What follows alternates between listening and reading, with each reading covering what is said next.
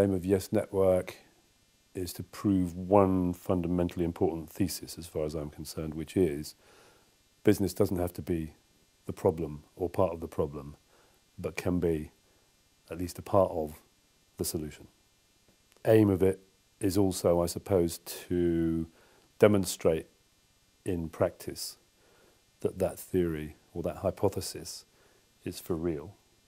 Okay, so it started out that I wanted to start something new alongside, at the end of all the other things we were already doing in this field, which was a membership organisation for wannabe ethical entrepreneurs.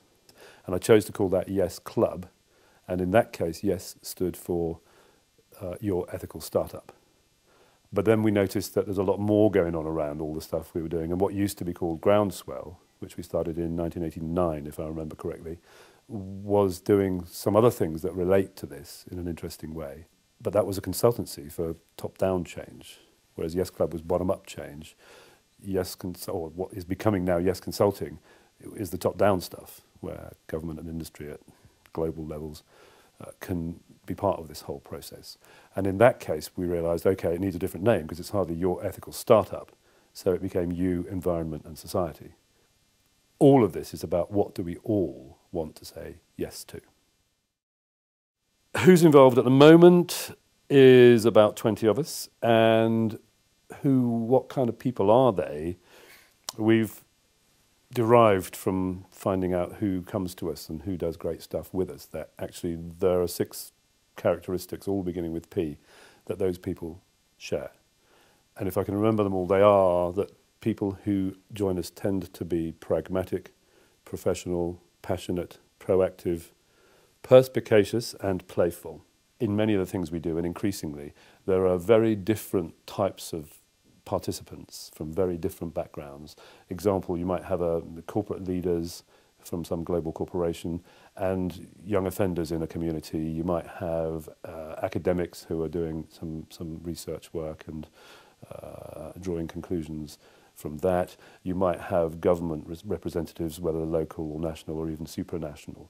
And we work to get those different languages into a space where the people who speak them can understand each other and act collaboratively. Organismics suggests that everything from individuals to families to communities to companies to market sectors to human species to the more than human world is an organism. And like all organisms, like you or me, the organs in us feed and are fed by each other. Yes Network, living that philosophy, has around a half a dozen or so organs, which are enterprises, which feed and are fed by each other. And so Yes Consulting feeds and is fed by all the other parts of the network. So we've got Yes Club, which plays the bottom-up half to the top-down half that Yes Consulting plays. Yes Invest is a means by which to fund these initiatives and help investors to find appropriate places to invest and vice versa. Yes Land is all about bringing added value to land, both in terms of its financial worth, but also in terms of what it's being used to do as part of this game. And then Yes Media helps the whole thing to become better understood and acted upon by as many people as possible. I would like to think that perhaps where Yes Network could go is to a place where, by virtue of proving the viability of this approach, which is that planet, people and profit are entirely